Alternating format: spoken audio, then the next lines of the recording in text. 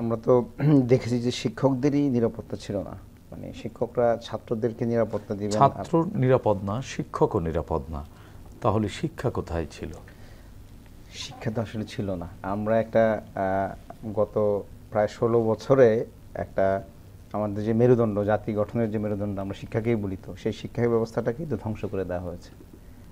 যেমন আমরা দেখি ঢাকা বিশ্ববিদ্যালয়ের শিক্ষক মাহবুবুল্লাহ সাহেবকে কীভাবে অপমান অপদস্থ করা হয়েছে। সো আসলে স্যারের সাথে আমি একমত যে আসলে ওনাদের ব্যক্তিগত নিরাপত্তাই ছিল না। সো আর ছাত্রদের বা অন্যদের নিরাপত্তার প্রশ্ন তো আসেই না।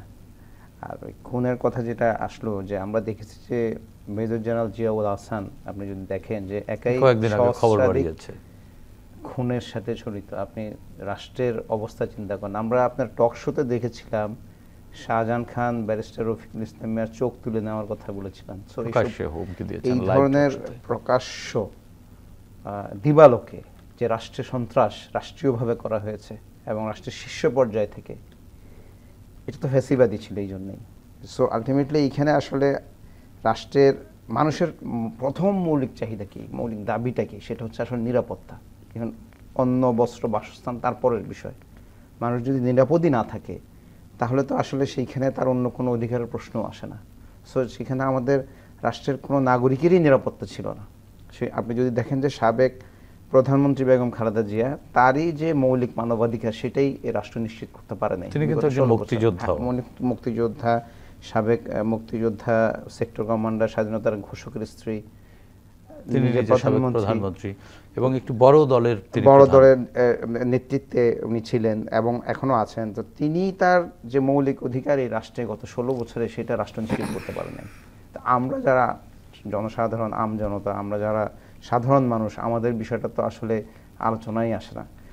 সো এরকম একটা কঠিন সময় রাষ্ট্র পার করেছে। এটা আমাদের জন্য একটা লেসন, একটা শিক্ষা হয়েছে।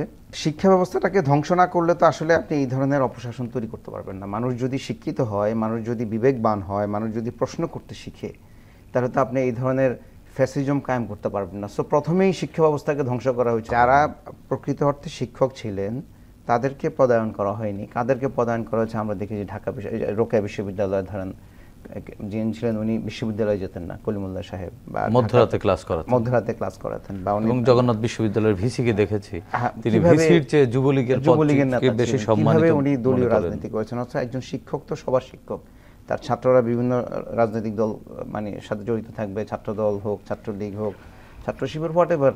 কিন্তু উনি সরাসরি যদি শিক্ষকই যদি দলীয় লেজুর ভিত্তি করতে থাকেন, আপনার হতে পারে কোনো শিক্ষক কোনো মনোভাবাপন্ন থাকবেন, তিনি কোনো দলের প্রতি তার সফট কর্নার থাকবে, কিন্তু শিক্ষক হিসেবে ওনার যে দায়িত্ব সেটা হচ্ছে সকল ছাত্রকে সমভাবে উনি ট্রিট করবেন, সন্তান মনে করেন। একজন শিক্ষক তো তার ক্যাম্পাসে তার ছাত্রদের রক্ষা করবেন। এটা তো আমরা হত্যার মদদ দিতে পারি, প্রশ্নই আসে না। সেখানে বিরোধী মত থাকবে, ভিন্ন মত থাকবে, সেটা চর্চা করার, এবং বিশ্ববিদ্যালয় তো বিশ্বমানের মেধা এবং জ্ঞানের চর্চা হবে। হ্যাঁ, সেটা চর্চা করার, এই যে বিভিন্ন মত পথে চর্চা করার জন্য সেই পরিবেশ নিশ্চিত করবেন, সেটা হচ্ছে ভিসির দায়িত্ব। তিনি কোনো ব্যক্তির, কোনো দলের আজ্ঞাবহ হবেন, এটা হতে পারে না। সরকারেরও আজ্ঞাবহ হবেন না, এটা তো তিনি রাষ্ট্রের কাছে, সেটাই তিনি রাষ্ট্রের কাছে দায়বদ্ধ। স্বায়ত্তশাসিত প্রতিষ্ঠান তো, এখানে তো তাদেরকে সেই সুযোগ দেওয়া হয়েছে আইনগতভাবেই। তো আমি যদি সেই সুযোগ না নিয়ে লেজুর ভিত্তি করি, কারণ কি আসলে আমাদের ওই ম্যাটেরিয়ালিস্টিক লাইফ লিড করার জন্য আমাদের অর্জন দরকার, সেগুলোর জন্য আমাদের লেজুর ভিত্তি করা দরকার। দ্যাটস ইট, এটাই ছিল। ইমরান ভাই, আরেকটি খবরের শিরোনামে আমরা দেখছি পরীক্ষা ছাড়াই লাইসেন্স পেয়েছেন 1,90,000 চালক। এ ঘটনার পর সড়কের নিরাপত্তা নিশ্চিত করার বদলে সরকার কি রাজনৈতিক বা আর্থিক সুবিধার জন্য জনজীবনকে ঝুঁকিতে ফেলেছিল কিনা? শুধুমাত্র বিআরটিএ না, আরও অনেক জায়গায় আমরা দেখেছি যে একেবারেই অর্থনৈতিকভাবে লাভবান হওয়ার যে সুযোগগুলো, সেই সুযোগগুলোকেই প্রাধান্য দিতে দেখেছি। এটিকে, এই পদ্ধতি বা এই কাজগুলো রাষ্ট্রকে আমরা দেখেছি যে রক্তাক্ত রাষ্ট্র 2024-এ এই যে ক্ষত, এই ক্ষত আমাদের কতদিন বয়ে বেড়াতে হবে? আসলে বাংলাদেশের মতো এত বেশি সড়ক দুর্ঘটনা পৃথিবীর কোথাও ঘটে না। আমি 2022-23-এ দেখেছিলাম যে আফগানিস্তানে তখন গৃহযুদ্ধ, ওইখানে যে পরিমাণ লোক তখন নিহত হয়েছিল তার চেয়ে বেশি লোক আমাদের এখানে সড়ক দুর্ঘটনায় নিহত হচ্ছে। সো এইটা one kind of systematical murder. এটা একটা গভর্নমেন্টের যে, এই যে ধরেন আপনার কোনো পরীক্ষা ছাড়া যদি আপনি ড্রাইভিং লাইসেন্স দিয়ে দেন প্রায় 2 লাখ। প্রায় 2 লাখ, তো এটা তো একটা মানে ইটস এ কিলিং লাইসেন্স আপনি প্রোভাইড করছেন, কারণ তো একটা মানে এটা তো বলার অপেক্ষা রাখে না। তো এগুলো কেন করা হয়েছে? বেসিক্যালি বিগত সরকার যেটা করেছে ক্ষমতায় থাকার স্বার্থে প্রত্যেকটা সেক্টরে তার পক্ষের কিছু সুবিধাবাদী গোষ্ঠী তৈরি করা হয়েছে, যারা তাকে প্যাট্রোনাইজ করবে, সব প্যাট্রোনাইজ করা হয়েছে যাতে সাপোজ শ্রমিক সংগঠনগুলোতে সড়ক পরিবহনের একটা বড় প্রভাব আছে। যে আপনি ধরেন যখনই দেখতেন যে বিরোধী দল কোনো আন্দোলন সংগ্রামের ডাক দিত, তখন সড়ক অবরোধ দিয়ে দিত যাতে নেতাকর্মীরা ঢাকায় নিয়ে আসতে না পারে, লঞ্চ ধর্মঘট হইতো। সো এইসব সেক্টরে এইভাবেই প্রাধান্য দেওয়া হয়েছে যাতে তার পক্ষের কর্মসূচি বাস্তবায়ন কর্তৃত্ব থাকে। এটা প্রত্যেকটা সেক্টরে, আপনি যদি প্রত্যেকটা পেশায়, এটা ডাক্তার, ইঞ্জিনিয়ার, প্রশাসন, ইভেন আমাদের সেনাবাহিনীকেও এইভাবে ধ্বংস করে ফেলা হয়েছে, যে মানে যেটা অতীতেও কোনো সময় কোনো সরকার এই পর্যায়ে একটা প্রতিষ্ঠানকে পৃথিবীর ইতিহাসে কোনো গভর্নমেন্ট করে না। কারণ হচ্ছে যে আপনাকে তার প্রতিরক্ষা বাহিনীকে থ্রেটের মুখে ফেলে দেয়। প্রতিরক্ষা বাহিনীকে তো মানে 25 ফেব্রুয়ারি 2009 প্রথম বিডিআর আর্মি হত্যাকাণ্ডের মাধ্যমে তো এক ধরনের প্রো বাংলাদেশি যারা ছিল তাদেরকে মেরে ফেলা হয়েছে, তারপরে বাকি যারা ছিল এদেরকে স্যাক করা হয়েছে, অনেককে মেরে ফেলা হয়েছে।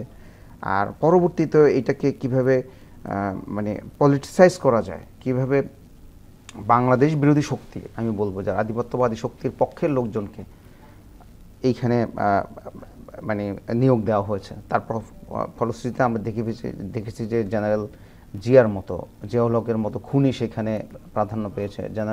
লেফটেন্যান্ট জেনারেল মুজিবের মতো যারা কু করার চেষ্টা করেছিলেন এখন পলাতক, তাদেরকে এইখানে পদায়ন করা হয়েছে। জেনারেল আজিজের মতো শীর্ষ সন্ত্রাসী যার প্রত্যেকটা ভাই হত্যাকাণ্ডের সাথে জড়িত, সবাই মানে সাজাপ্রাপ্ত আসামি, তাকে সেনাবাহিনীর প্রদান করা হয়েছে। সো জেনারেল শফিউলের মতো লোককে সেনা প্রদান করা হয়েছে। সো এইভাবে আসলে রাষ্ট্রের প্রতিটা সেক্টরকে ধ্বংস করে একজন ব্যক্তির হাতে ক্ষমতাকে কুক্ষিগত করা হয়েছিল। কারণ যদি আপনার ইনস্টিটিউটগুলো স্ট্রং হয়, শক্তিশালী হয়, আপনি যদি দেখেন যে সেক্ষেত্রে কিন্তু আপনি একটা কাঠামোর বাইরে কিন্তু আপনি আপনার ক্ষমতা চর্চা করতে পারবেন না। কিন্তু যখনই এই সংগঠনগুলো শক্তিশালী না থাকবে, সবগুলো দুর্বল হবে, আপনি সবখানেই আপনার একক কর্তৃত্ব বজায় রাখতে পারবেন। সো সেইভাবেই আসলে সবগুলো প্রতিষ্ঠানকে ধ্বংস করে দেওয়া হয়েছিল শুধু একজন ব্যক্তির হাতে ক্ষমতাকে কুক্ষিগত করার জন্য, কাল্ট তৈরি করবার জন্য। That is